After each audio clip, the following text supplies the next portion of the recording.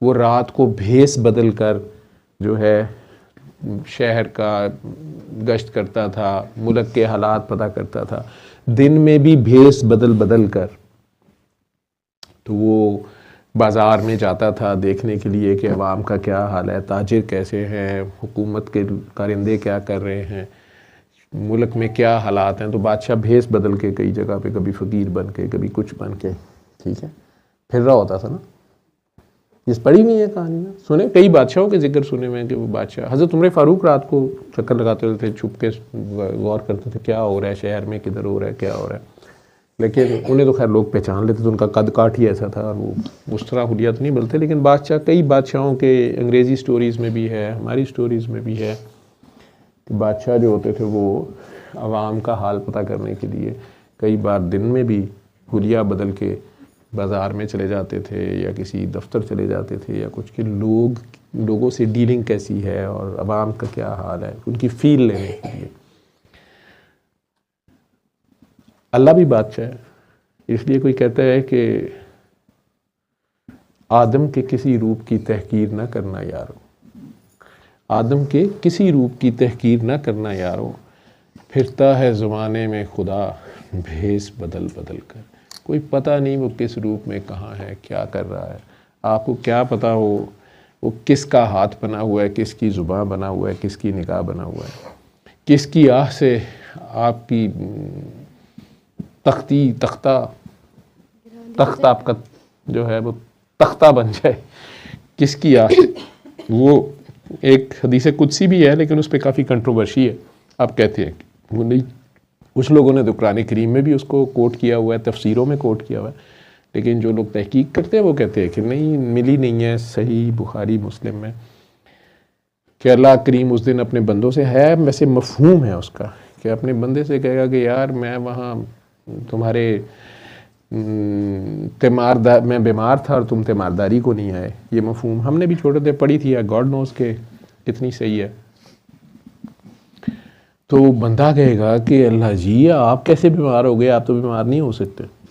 تو اللہ جی کہیں گے کہ وہ جو تمہارا قریبی عزیز تھا، وہ جو تمہارا ہمسایہ تھا بیمار، وہ میں ہی تو تھا، ٹھیک ہے۔ یا اللہ کہے گا کہ یار میں تمہارے دروازے پہ آیا تھا، تم نے مجھے جھڑک دیا تھا، مجھے بھوک لگی ہوئی تھی، میں تم سے کھانا مانگا تھا، پانی مانگا تھا، تم نے مجھے پیاسے لٹا دیا تھا، پانی نہیں پلایا تھا فریج کا، یا کھانا نہیں کھلایا تھا۔ تو انسان کہیں گے کہ اللہ جی آپ تو کھانا کھاتے ہی نہیں ہیں، آپ تو پانی پیتے ہی نہیں ہیں، آپ یہ کیا، آپ کہاں سے آگے؟ نے کہا وہ جو تمہارے دروازے پہ بندہ آ کے کھانا مانگ رہا تھا وہ میں ہی تو تھا۔ تو وہ بیسیکلی اللہ اس کے ساتھ ہوتا ہے، آپ کو چیک کر رہا ہوتا ہے۔ جب وہ کچھ آپ اللہ کے نام پہ دیتے ہیں، وہ اللہ تو نہیں کھاتا۔ آپ بکرا بھی ذبح کر کے گوشت بانٹتے ہیں تو وہ غریبوں میں بانٹتے ہیں، جانوروں میں بانٹتے ہیں، مخلوق کے ہی کام آتا ہے نا۔ وہ بیسیکلی یہی دیکھتا ہے کہ آپ مخلوق کے ساتھ سلوک کیا کرتے ہیں۔ خود وہ جہاں بھی ہے، اس بحث میں ہم پڑھ جائیں جی وجود ہے نہیں ہے، وحدت الوجود ہے کہ وحدت الشہود ہے، بس ہے نا، جیسے مرضی ہے، اس کے لیے کیا مشکل ہے بھائی؟ وہ وجود بننا چاہے تو وجود بن جائے، نہ بننا چاہے تو نہ بن، نظر آنا چاہے تو نظر آ جائے، بھیس بدلنا چاہے تو بھیس بدل لے، جو مرضی کرتا رہے، وہ رب ہے۔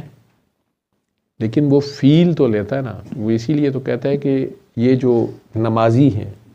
یہ جو مسلین ہیں، یہ ہلاکت میں پڑ گئے،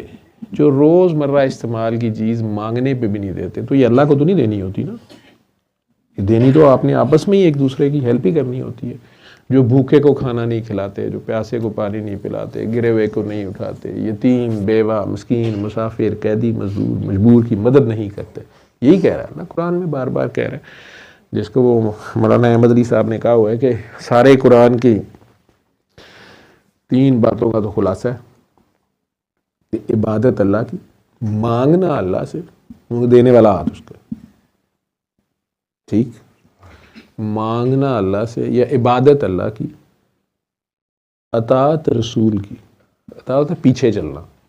ہے سرکار کی۔ اب ہمیں سرکار نظر نہیں آتے تو سرکار کا کوئی ایجنٹ ہوگا نا، کوئی ولی ہوگا، کوئی غلام ہوگا نا، ان کا دوست ہوگا کوئی ایسا، مولا علی ہے، مولا علی کے آگے کوئی ولی کوئی ہوں گے، ٹھیک ہے، دوست کوئی ہوگا۔ تو اطاعت رسول کی اور خدمت مخلوق کی، ٹھیک، خدمت مخلوق کی.